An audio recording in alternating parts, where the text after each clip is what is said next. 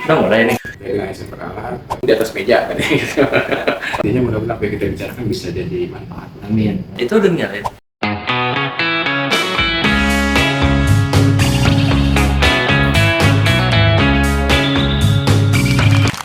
Assalamualaikum warahmatullahi wabarakatuh. Sampurasun para wargi Banjaran. Selamat datang di podcast Kecamatan Banjaran. Kita percaya bahwa masa depan bangsa ada di tangan ASN yang berdedikasi. Dan fondasi dari dedikasi itu yaitu core value berakhlak. Sebuah komitmen untuk menjadi ASN yang tidak hanya melayani masyarakat, tapi juga menjadi teladan bagi masyarakat. Dalam episode kali ini, kita akan mengupas satu persatu nilai-nilai berakhlak, mencari tahu bagaimana nilai-nilai ini bisa mengubah birokrasi dan pelayanan publik menjadi lebih baik. Mari kita jadikan nilai ini bukan sekedar slogan, tapi DNA untuk kinerja kita. Bersama saya Fauzi Rahman, kita akan mulai perbincangan kali ini. Telah hadir bersama saya di sini yaitu Bapak Camat Banjaran, Bapak Kastawiguna APMAP. Selamat siang Pak, apa kabarnya? Sehat? Assalamualaikum. Waalaikumsalam. Terima kasih Pak telah meluangkan waktunya di acara podcast. Kita di sini akan ngobrol santai tentang bagaimana nilai-nilai akhlak yang harus dipedomani bersama nilai-nilai ASN tersebut. Ada sedikit beberapa pertanyaan yang mungkin yang harus dipedomani oleh teman-teman ASN untuk kedepannya atau dipegang untuk kinerja yang lebih baik lagi untuk teman-teman ASN di ruang lingkup pemerintah Kecamatan Banjaran. Nah, ASN itu kita harus memegang yang namanya prinsip berakhlak. Terima kasih Kang Fauzi ya. Untuk podcastnya, ini podcast pertama mungkin ya di Kecamatan Banjaran tentang ASN berakhlak. Ini juga jadi tanda tanya yang besar juga buat saya ketika dari BKN menggaungkan prinsip terkait dengan ASN berakhlak. Jadi ada apa gitu kan dengan ASN? Memang reformasi ASN itu menjadi hal yang penting dan ternyata mungkin gitu ya, setelah dicermati, diuji, dianalisa, ternyata yang harus pertama dibangun itu adalah ASN berakhlak. Jadi akhlak ASN. Iya. Karena kalau ASN itu kan awalnya sama dengan peradaban ya, harus beradab. Jadi memiliki kemampuan atau memiliki hati nurani, sopan santun, perilaku, taat dan sebagainya. Ada ASN. Ya. Apa sih Pak yang melatar belakangi tentang penguatan core value berakhlak ini Pak? Dan mengapa ini dianggap penting untuk pegangan menjadi ASN yang berdedikasi tinggi? Kemudian berakhlak itu kalau nggak salah pengertian itu adalah nilai-nilai yang tertanam dalam diri pribadi dan terimplementasikan dalam perilaku. Jadi akhlak itu adalah nilai internal seseorang, gitu ya, yang kemudian teraplikasikan di dalam perilakunya sehari-hari. Nah, bisa jadi akhlak buruk, bisa jadi akhlak baik. Ya, jadi ASN pastinya sebagai sebuah unsur utama negara dalam menggerakkan pemerintahan, ya otomatis sebagai unsur utama harus memiliki akhlak-akhlak yang baik agar negara ini pemerintahnya bisa berproses dengan baik. Sehingga mungkin itu yang menjadi landasan gitu ya pemikiran tentang apa yang harus diperbaiki di ASN ini, yaitu akhlaknya dulu. Insya Allah kalau akhlaknya sudah baik, ya perilakunya baik, kata-katanya baik, ya, pembangunan perencanaan juga baik, dan pelayanan ke masyarakat juga lebih baik. Untuk berakhlak sendiri itu merupakan singkatan. Ya betul. Nah, yaitu yang pertama berorientasi pelayanan, akuntabel, kompeten, harmonis, loyal, dan adaptif. Bisa dijelaskan secara singkat mengenai pengertian tentang berakhlak? Ya ternyata saya juga baru tahu bahwa berakhlak itu ada definisi kepanjangannya. Tadi yang berakhlak itu berorientasi pelayanan, kemudian A-nya itu akuntabel ya, kemudian kompeten, harmonis, loyal, adaptif, dan kolaboratif ya, yang disingkat jadi berakhlak. Ini jadi core value yang dikumandangkan oleh pemerintah pusat, BKN, Menpan gitu ya, sebagai jati diri ASN untuk mendorong perbaikan ini. Nah, setelah saya coba untuk memahami lebih dalam, membaca dari pedoman dan panduan yang sudah ada, ternyata ya berakhlak ini definisinya sangat bagus singkatan itu. Yang pertama berorientasi pelayanan. Jadi seluruh ASN itu diharapkan ya Dalam pelaksanaan tugas kesehariannya, gitu ya, melaksanakan tugas-tugasnya itu, orientasi itu bagaimana memaksimalkan kinerja, bekerja seefektif mungkin dengan akurasi yang baik, tapi dengan tidak melupakan keramah-tamahan ya kepada warga masyarakat yang dilayani. Itu di sisi luar, gitu ya. Juga ASN-ASN yang bekerja di dalam, gitu ya, berusaha melayani ASN-ASN yang lain, karena ASN itu kan tidak semuanya bekerja melayani masyarakat ya. Ada juga yang supporting system, gitu kan, di sekretariat juga supporting system, itu juga harus memiliki orientasi pelayanan kepada tugas-tugas yang lain. Jadi Kalau tidak turun langsung. iya, walaupun tidak turun langsung ke masyarakat secara langsung, tapi kan tanpa ada bantuan mereka juga tidak mungkin, gitu ya, petugas lapangan bisa melaksanakan pelayanan secara maksimal. Nah, untuk berorientasi pelayanan ini, Pak, kita sebagai di ruang lingkup pemerintah Kecamatan Banjaran memiliki pelayanan prima. Nah, seperti apa sih Pak contoh nyatanya yang sudah dilakukan di Kecamatan Banjaran ini? Orientasi pelayanan itu cenderung ke arah kita harus lebih responsif terhadap kebutuhan masyarakat. Jadi kadang-kadang kan ASN itu suka ada kekakuan dalam birokrasi, dalam prosedur. Misalkan untuk masyarakat yang ingin direkam bisa datang ke kecamatan, alat rekam dari kecamatan. Kita juga menyediakan waktu pelayanan di Senin sore di program pelajar senior. Kita juga menyediakan layanan tambahan di waktu Sabtu, gitu ya. Sabtu, moto Sabtu, gitu ya, sehingga masyarakat bisa mendapatkan pelayanan di hari-hari dan di luar jam kerja yang formal. Itu fleksibilitas, gitu ya.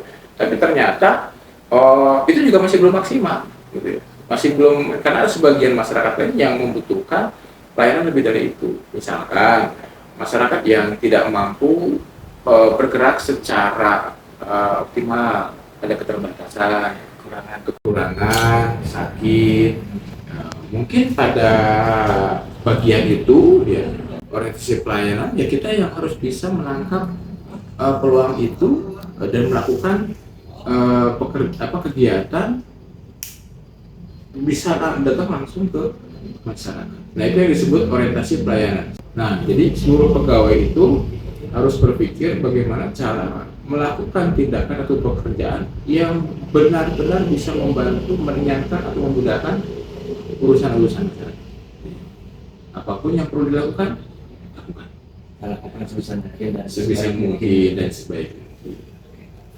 Dan selanjutnya mungkin kan ada akuntabel juga nih Pak. Bagaimana mekanisme yang ada di Kecamatan Banjaran ini Pak memastikan setiap ASN-nya itu benar-benar bertanggung jawab dan menjaga integritas. Nah, akuntabel itu kan kalau bahasa Inggrisnya account terhitung. Terhitung di atas meja katanya gitu. Padahal bukan begitu. Jadi bukan akuntabel itu bukan bisa dihitung di atas meja, bukan ya. Tetapi ada tabulasi yang bisa membuat ukuran-ukuran kinerja itu namanya akuntabel. Jadi terhitung. Setiap orang itu ASN itu ya wajib dia bisa merencanakan, ya, menyusun rencana, menyusun tindakan atau bahkan yang lain-lainnya, anggaran segala macam secara terukur dan dipertanggungjawabkan. Artinya pekerjaan-pekerjaan dia itu ya, harus mencapai hasil. Nah, ini yang agak berat ya. Selesai pekerjaan dengan hasil pekerjaan itu berbeda ya. Jadi harapan dari ASN yang akuntabel itu, semua ASN itu bekerja bukan hanya selesai bekerja, tapi berhasil menyelesaikan pekerjaan, mencapai tujuan dari pekerjaan.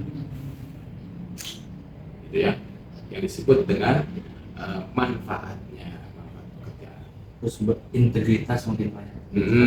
Berintegritas. Contohnya begini, kalau akuntabel itu ada seseorang datang ke kecamatan minta bikin kartu keluarga atau yang lain-lain, pekerjaannya selesai ya, diterima oleh masyarakat tidak dibaca dulu, dibawa pulang. Ternyata 2 hari kemudian si masyarakatnya datang lagi, Pak punten ada koreksi, salah nama gitu ya, salah alamat.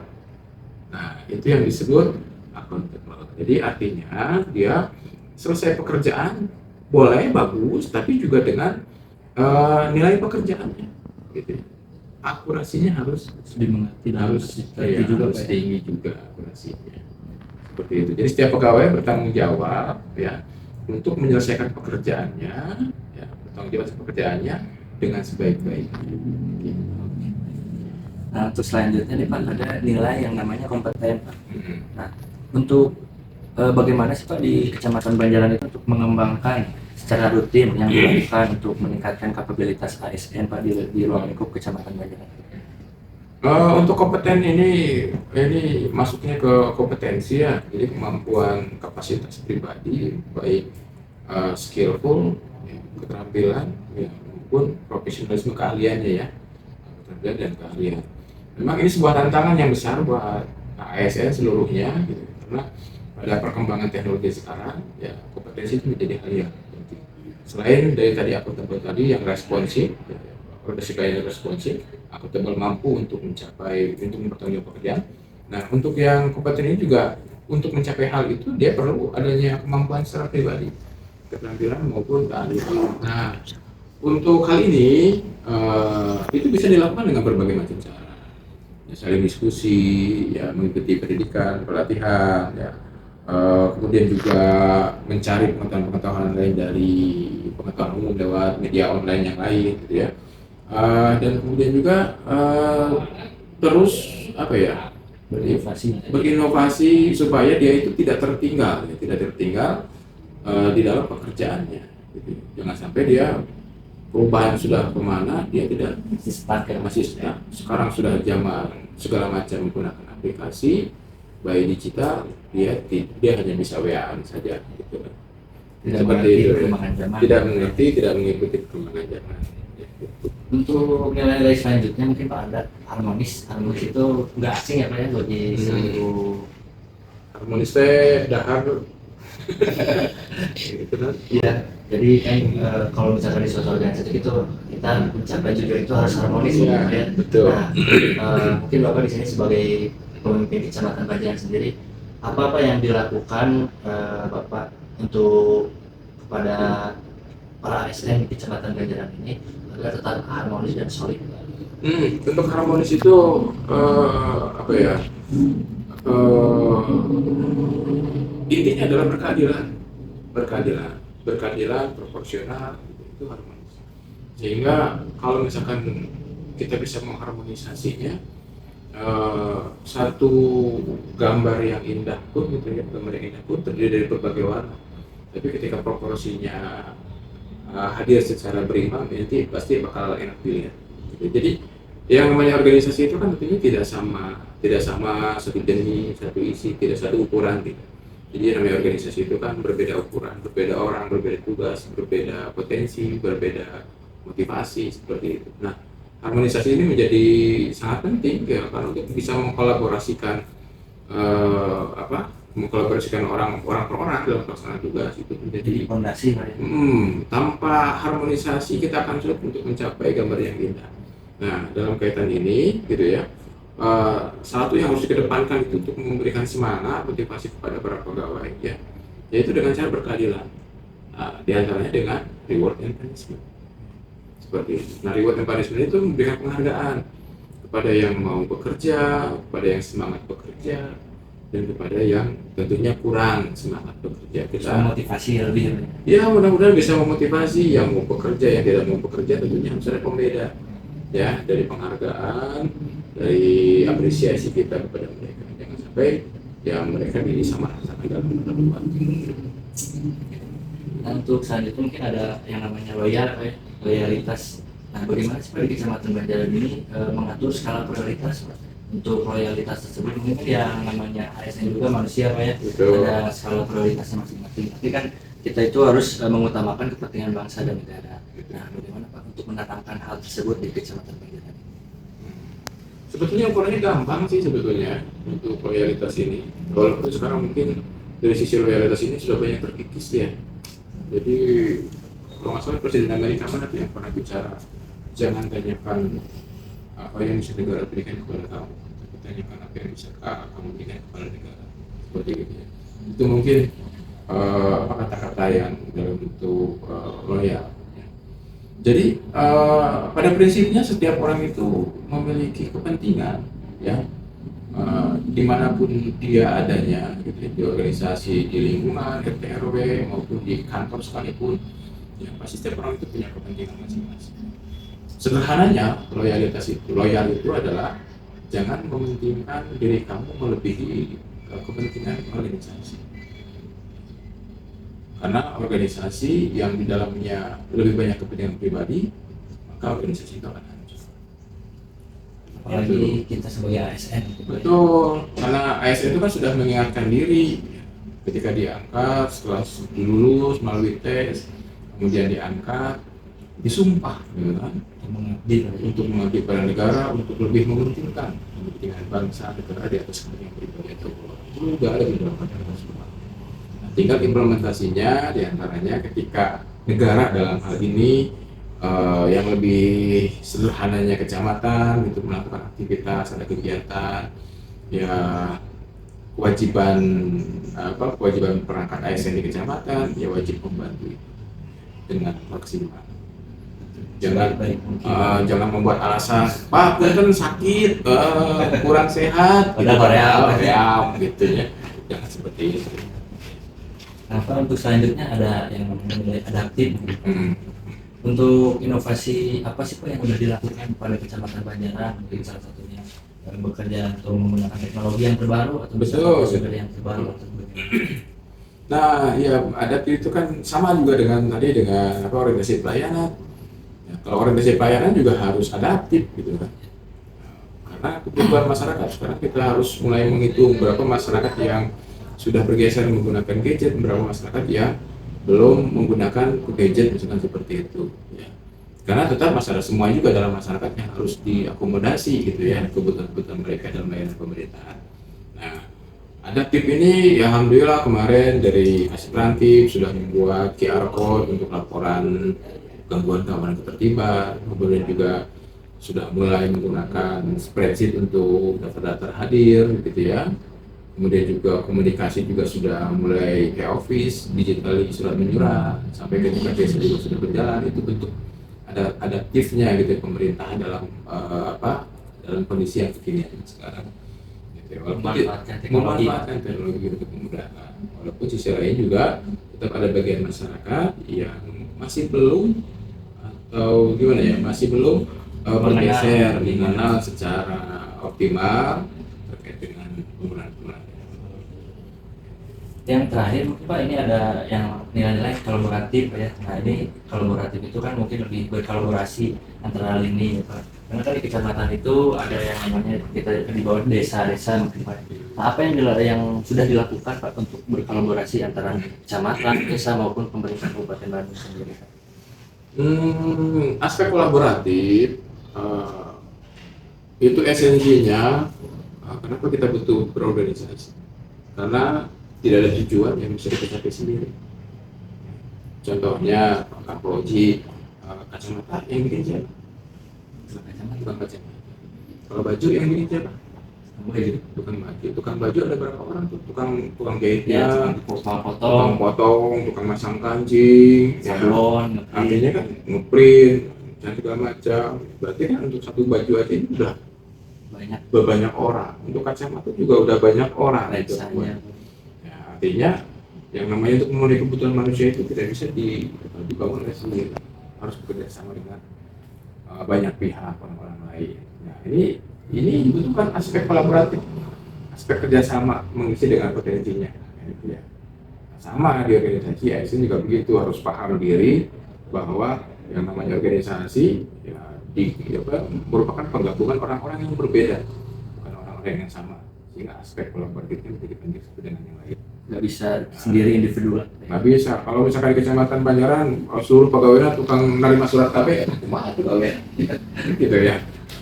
Atau jadi camat semuanya, gimana yang kerjanya gitu ya. Ada yang membantu ada yang di aspek pelayanan, ada yang ngurusin sosial, budaya, kesehatan, pendidikan, masyarakat, gitu kan. Harus saling terhubung Pak ya.